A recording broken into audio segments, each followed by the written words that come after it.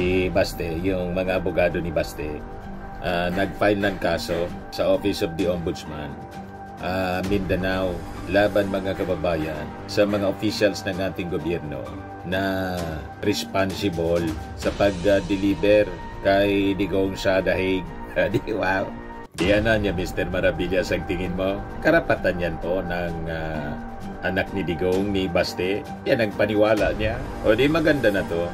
Final na niya yung kaso para yung concerned agency ng gobyerno, tulad po ng Ombudsman, once and for all po, madesisyonan mga kababayan. Di ba? So yung Ombudsman na after investigation, sila yung magre-recommend for the filing ng mga kaso sa regular courts. Kaya doon final, mga kababayan, ng mga abogado ni Baste.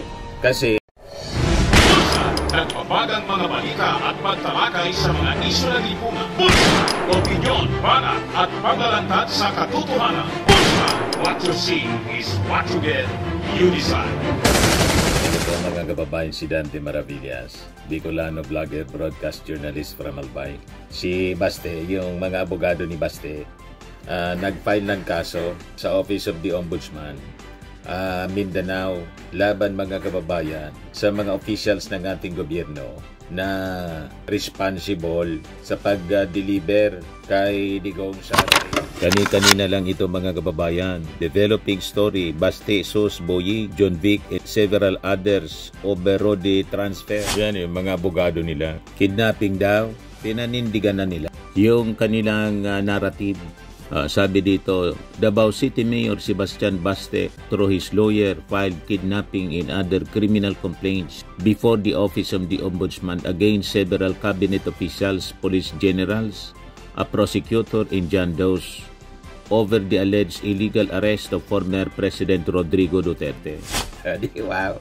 Diyan na niya, Mr. Maravillas, ang tingin mo. Karapatan yan po ng anak ni Digong, ni Baste. Yan ang paniwala niya. O di maganda na to. Final na niya yung kaso para yung concerned agency ng gobyerno, tulad po ng Ombudsman, once and for all po, madesisyonan mga kababayan. Di ba?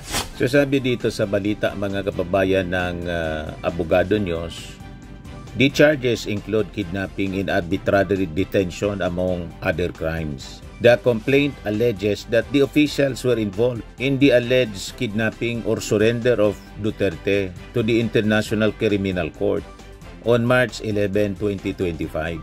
So ito yung mga pinailan ng kaso ni Baste, mga kababayan. Si DILG Secretary John B. Crimolia, Defense Secretary Gibo Teodoro, National Security Advisor Eduardo Año, Justice Secretary Jesus Crispin Rimulya, Justice Undersecretary Nicolas Felix T. Tapos si General Romel Francisco Marvil, Police General Nicolas Diloso Torre, Marcos Lacanilaw, Anthony Alcantara, Prosecutor General Richard Anthony Fadolion, and former PNP spokesperson and head of Directorial for Controllership General Jane Fajardo. So yan po mga kababayan yung final na kaso sa Office of the Ombudsman for Mindanao. Diba kita niya, Mr. Maravillas, sa Ombudsman final na ng kaso? Pwede din po sa Ombudsman para maimbestigahan po itong mga nirereklamo ni Baste. Ang Ombudsman kasi mga kababayan, ang function niya, yan o, mga kaso na pwedeng imbestigahan at i-recommend ng Ombudsman na file ng kaso sa regular courts, yung mga administrative complaints for misconduct, neglect of duty, or violation of ethics, mga criminal complaints for offenses cognizable by Sandigan Bayan or regular courts. Tapos, cases involving grand corruption, sakop ng Ombudsman. So yung Ombudsman na after investigation, sila yung magre-recommend for the filing ng mga kaso sa regular courts. Kaya doon final, mga kababayan, ng mga abogado ni Baste. Kasi yung action daw, mga kababayan na ginawa, mali, na diniliver si Digong sa Dahig, sakop din yan po ng Ombudsman ang ganyang ori ng mga kaso or actions. Anong mga uri ng acts or omissions are covered by the Ombudsman? Illegality or actions contrary to law, yan ang paniwala nila, or regulations. Unjustness, actions that are unfair, oppressive, and or discriminatory. Improper conduct, actions inconsistent with the general course of an agency's function. Inefficiency, failure to act or conduct oneself efficiently in official duties. Paniwala nila, hindi man na niya yan dapat ginawa ng DILG, ng DND, ng PNP. Malian niya kasi hindi na tayo member ng ICC, di ba? Pero member tayo ng Interpol. Yun ang hindi mga kababayan na forsi ni Digong nakaligtaan, talagang ipinaintulot ng ating Panginoong Diyos Ama sa langit kasi yung Diyos mismo pinagmumura ni Digong. Kaya ang nangyari, ipinaintulot ng Diyos na makalimutan niya na umalis po sa Interpol. Yun ang ginamit ng ICC. Ayon, shipmate si Digong. Igawa niya talaga Mr. Maravillas. O diba? Nakalimutan niyang umalis sa Interpol. Umalis lang tayo sa ICC para sana makatakas siya sa accountability. Ganon pa rin, mga kababayan, ang nangyari. But anyway, kayang-kaya to. Mga abogado naman po sila lahat. Other than yung mga members ng PNP. Sige po, abogado. Si John Vic, iwan ko kung abogado si John Vic, pero si Kwan abogado, DOJ Secretary Boyeg Rimulya. Kayang-kaya nila ito, sagutin mga kababayan. Ngayon, iba-iba yung reactions ng mga netizens po dito sa ginawa ni Baste. Sabi ni Cheska, ilang matinong brain cells pa ba ang gumagana dito? Sabi ni Josephine Velasco, that is right. Pero bakit kaya sa Ombudsman Mindanao? Nag-retire na pala yung Duterte appointee na si Martires. Mabuti na yan kaysa maghamon siya ng sampalan na di naman siya sumipot. Good luck, Barbie girl. Appear. Sabi ni Benny Jan Tisado, maganda maging family lawyer nitong pamilya na to. Pag matagalan ng kaso, kahit walang kwenta, sure agad kita. Sabi ni Abby B, mga walang kwenta, hayaan natin sila kung doon sila masaya. Di ba? Bagay ito po, distraction lang po ito sa issue ng flood control scam, kung saan yung Davao mga kababayan, despite the 21 billion pork barrel fund na nirelease ng kanilang tatay kay Pulong sa kanyang kapatid, binabaha pa rin yung Davao. Immediately, yung ating Pangulo, agad-agad na nagbumuo na independent commission. Ngayon nga in-announce yung magiging chairman. At sabi ng ating Pangulo, ang iimbestigahan po, the last 10 years, sakop yung administrasyon ng kanyang tatay. Di ba? At walang pwedeng maiakusa yung mga DDS at mga Duterte na magiging bias yung Independent Commission kasi yung chairman na inappoint po, dating appointee ni Digong. Di ba? Walang rason na sabihing bias at tinatarget lang yung mga Duterte. Yan po, si Andres Reyes Jr., yung chairman. Andres Bernal Reyes Jr., born May 11, 1950, is a Filipino lawyer who served as an Associate Justice of the Supreme Court of the Philippines from 2017 to 2020. He was appointed by President Rodrigo Duterte, replacing Associate Justice Bienvenido Reyes. Siya ngayon ang chairman ng Independent Commission. Si Babe Singson, dating DPWH Secretary, dilawan. Nag-serve sa panahon ni Pinoy. Ito lang ang walang kulay politika. Independent si Fardo. Pero itong si Benjamin Magalong, mayor ng advisor, special advisor sa Independent Commission, ang leanings nito, dilawan at DDS. Chairman appointee ni Digong.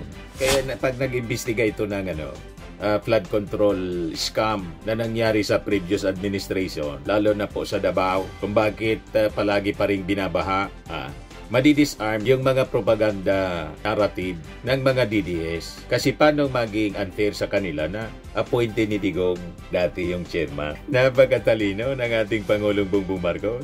Di ba? Laging inaakos ang bias. Ano maging bias? Bias siguro, por pabor sa inyo. Pero pabor sa administrasyon, wala po. Dilawan DDS po ang leanings ng Independent Commission. O ngayon mga kababayan, nag-react na si Boyeng Rimulya. Yan Sabi ni Boyeg Rimulya, forum shopping niya ito na ginagawa ni Baste. They want to make it impossible for the JBC to get the requirements that they have to submit.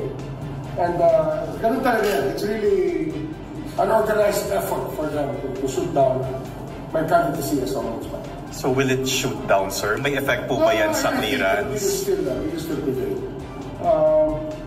I think the truth is on my side. And, just let it be. I will roll with the punches.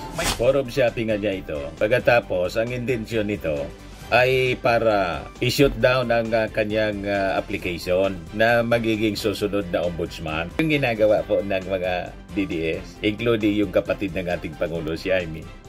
Nagpa-press con din si Amy. Ayan o. Sabi dito, Senator Amy holds press con. Maintains Secretary Boying Rimulya still faces a case and is not cleared to be shortlisted for nomination as next ombudsman of the Philippines. Marcos refers to appeal she filed last week in connection with the Duterte arrest. Pagkatapos, sinigundahan ng another case filed naman po ng mga abogado ni Baste. Tinatambakan ng kaso para may rason mga kababayan na sabihin disqualified na niya yan si Tiniril na kasi ng ombudsman. Dinismiss yung kaso ni Amy. Renify. Tapos dinagdagan pa ng panibagong kaso. Iba naman yung nag-file. Kalyado niya si Baste Duterte. Halata mga kababayan na talagang ang intention i-discarril. Takot na takot to protect Sara Duterte. Mga kababayan ng maniobra ni Amy Marcos at pagkatapos, siyempre yung kapatid. Kasi pag naging ombudsman po si Boying Rimulya, malamang ang susunod na may kaso sa ombudsman si Sara. Iyon ang kinatatakot nila. Kaya mga suksok ito po. Suksok ng baraha ng mga kaalyado ni Sara Duterte. But anyway, ano pa man, si Sara Duterte, palubog ng palubog po sa ratings na gusto nilang ilaban bilang Pangulo sa 2028. Yan ang tinutulak nila. Yan ang tinutulak ni Amy Marcos. Diretso na to. Paglubog ni Sara Duterte, 72% approval ratings, trust ratings ng ating Pangulo. Si Martin Romualdez, 62. 58 na lang kay Sara Duterte, 53. Nasa dulo na si Chis Escudero. Deserve na deserve nila mga kababayan ang pagbagsak na yan kasi wala mang contribution na maayos sa ating bansa. Lahat man lang pamimerwisyo. Hindi man serbisyo po ang ginagawa. Perwisyo. Yes, hindi na mga netizen. Todo kampi siya sa mga Duterte dahil sa may ambisyon siguro siyang maging presidente sakaling manalo si Sara at naging VP naman siya. Then siya naman ang tatakbo bilang presidente pag natapos na si Sara. Kaya nga, todo ingat at iwas silang ma-impeach si Sara para patuloy silang makapagasik ng lagim sa buong Pilipinas pag sila na ang nasa kapangyarihan. Mas gustuin ko pang maging presidente si Mr. Unsung Hero na si Mr. Trillanes kaysa sa mga Duterte at mga kampo ni, sabi ni Conrado Vidal, buhay pa rin pala ang pantasya ng walang iyang ito. Sabi ni Alexander Alvarez, basta masasabi ko lang sa kanya, inggit siya kay First Lady Lisa dahil asawa ng presidente, siya wala. Si Gregory Sison, tigilan na sana ninyo pag-cover press statement nito mga DDS senators. Maraming news na importante, kailangang malaman. Thank you po, sabi ni Vidal. Mukhang may ayaw mabisto. Sabi ni Eri, grabe, sobrang takot maging ombudsman si Rimulya. Marami kasing makakalkal, di ba? Yan ang takot nila kay Boying Rimulya. Ito naman po, Firmax Firming and Lifting Cream, pinapahid po sa mga pulses in affected area. Mainam po sa paninigas ng mga kaso-kasuan. Ito naman po, Automax Radiant Serum. Sa mukha naman yung application, anti-aging po siya. You will look 10 years younger than your age. Sa mga cancer patients naman po, baka lang gusto ninyo itong itry. Neng siya red mixed fruit drink. Hindi mo po siya gamot, food supplement siya. Kaya lang, gawa siya mga kababayan sa goji berry. Yung goji berry, may anti-cancer properties. O ngayon, yung mga inquiries ninyo, dumiritso na lang kayo sa aming messenger sa Facebook para masagot namin agad. Ayos pa? Ayos na ayos niya, Mr. Maravilla. But anyway, ito po pala yung aming bagong product na binibenta online. I am worldwide amazing pure organic barley powdered drink mix from Australia. Negosyo to ng aking anak na architect entrepreneur Riz Maravillas. Ayan po. Kontakin na lang po ninyo siya, Riz Maravillas on Facebook. Ang mga health benefits niya, boost immunity, improves digestion, enhance energy levels, packed with antioxidants, prevent cancer.